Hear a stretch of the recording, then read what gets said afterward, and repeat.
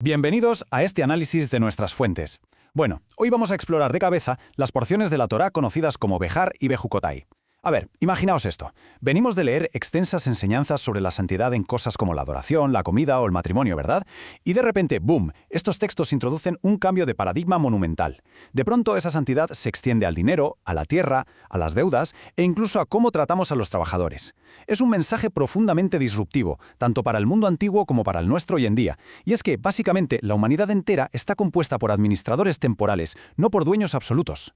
Fijaos en esta cita de Levítico 25-23. La tierra no se venderá para siempre, porque la tierra es mía.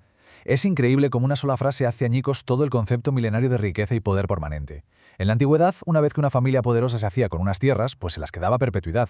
Esto aseguraba que los ricos fueran cada vez más ricos y los pobres, bueno, se quedaran estancados para siempre en la miseria. Pero al declarar ese «la tierra es mía», los textos establecen que la tierra finalmente debe regresar a su origen y las familias deben ser restauradas. Rompe por completo el ciclo de opresión económica permanente. Vale, vamos a meternos de lleno en esto porque hay una diferencia abismal entre ser dueño y ser administrador. Un dueño tiene posesión y control absolutos, hace literalmente lo que le da la gana con su propiedad. En cambio, un administrador o un mayordomo es solo un cuidador temporal, gestiona los recursos que le han sido confiados por una autoridad superior y tarde o temprano tiene que rendir cuentas por cómo los ha usado. Y exactamente esta, es la lente a través de la cual tenemos que mirar todo el material de hoy. Y para ello vamos a seguir una estructura muy clara, de 3 niveles. Empezaremos a nivel macro, con la ilusión de la propiedad y el territorio nacional, luego bajaremos al nivel interpersonal para ver por qué las personas no son propiedad, y finalmente pasaremos al nivel personal, a nuestro propio bolsillo, hablando de las finanzas y de cómo la santidad va mucho más allá. Sección 1. La ilusión de la propiedad. Vamos a ver por qué esto es tan importante. El concepto de que existe un dueño divino no es solo una idea espiritual bonita y abstracta, tiene implicaciones directas y muy tangibles. La base teológica aquí es que la tierra de Israel es propiedad divina. Entonces, la idea de que los campos y hogares deban devolverse durante el año del jubileo significa que ninguna autoridad humana, por muy poderosa que sea, tiene el derecho de transferir permanentemente esa propiedad. Es como una super salvaguarda contra la tiranía económica. Nadie es dueño definitivo, somos todos forasteros y residentes bajo un mismo pacto. Pasamos a la sección 2. Tierra y territorio divino. Ahora, es crucial observar cómo las fuentes que estamos analizando aplican esta idea económica a la geopolítica de hoy. Los documentos citan a varias autoridades rabínicas de peso. El Rambam, por ejemplo, prohíbe otorgar presencia permanente a quienes no aceptan el pacto de Hashem. El Rambam va incluso más allá y considera que asentarse en la tierra es una mitzvah, un mandamiento activo en todas las épocas. Y los poskim modernos, las autoridades legales actuales, afirman explícitamente que ceder partes de la tierra viola la Torá. La lógica que plantean las fuentes es bastante sencilla de entender. Un inquilino no puede ir por ahí vendiendo la casa del propietario. Sección 3. Una mirada sobria a la historia. Veamos qué dicen los textos sobre cómo ha funcionado esto en la práctica. Las fuentes proporcionan un análisis histórico bastante exhaustivo. Tratan la estrategia política de paz a cambio de territorios no como una teoría, sino como una hipótesis ya probada. Si echamos un vistazo a esta cronología, vemos que mencionan los acuerdos de Oslo de 1993 y las olas de violencia posteriores. Luego repasan la oferta rechazada en Camp David en el año 2000, seguida de la Segunda Intifada y la retirada del sur del Líbano, y ponen especial énfasis en la retirada unilateral de Gaza en 2005, argumentando que el resultado directo fue que grupos hostiles tomaron el control, desembocando en el trágico 7 de octubre de 2023. En definitiva, la conclusión del documento es que existe una correlación histórica factual. Según la fuente, cuando la tierra se entrega, no se alcanza la paz, sino que automáticamente le sigue la vulnerabilidad.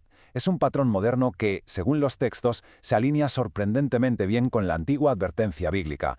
La tierra simplemente no se mantiene en calma cuando se olvida quién es su verdadero dueño. Sección 4. Las personas no son propiedad.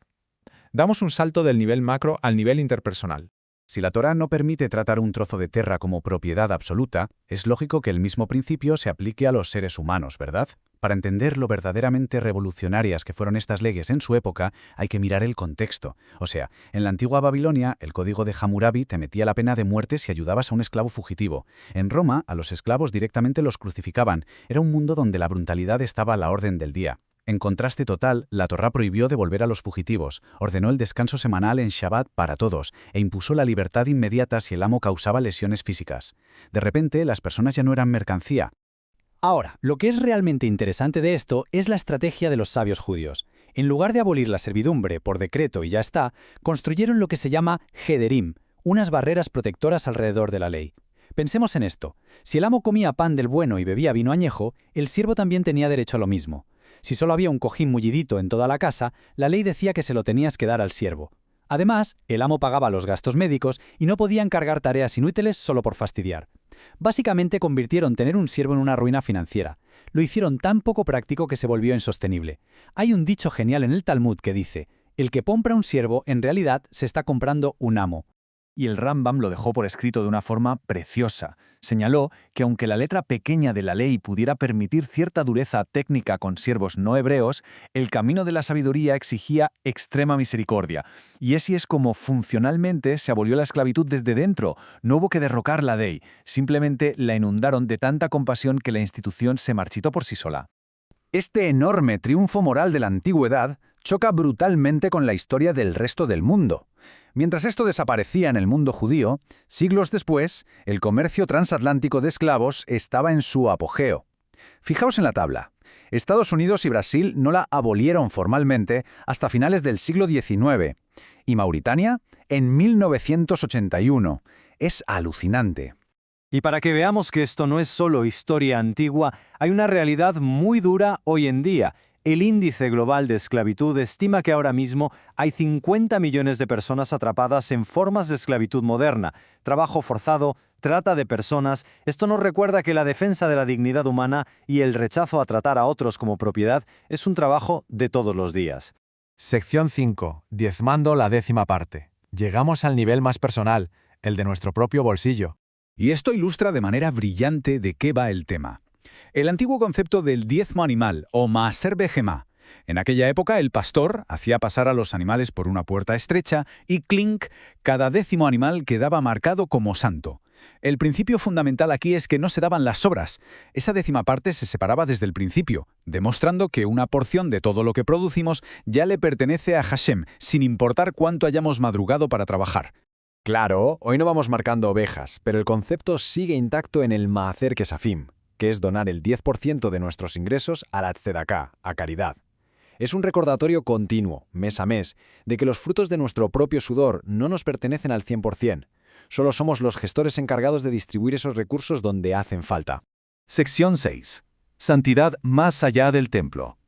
Vamos a atar todos los cabos. La conclusión de todo este análisis de Behar y Beyukotai es que la santidad no se queda quietecita. Se niega en rotundo a quedarse encerrada en un templo. Exige tener voz y voto en todo, en cómo se dibujan las fronteras, en cómo tratamos al personal en la oficina, en lo que hacemos con las cuentas bancarias.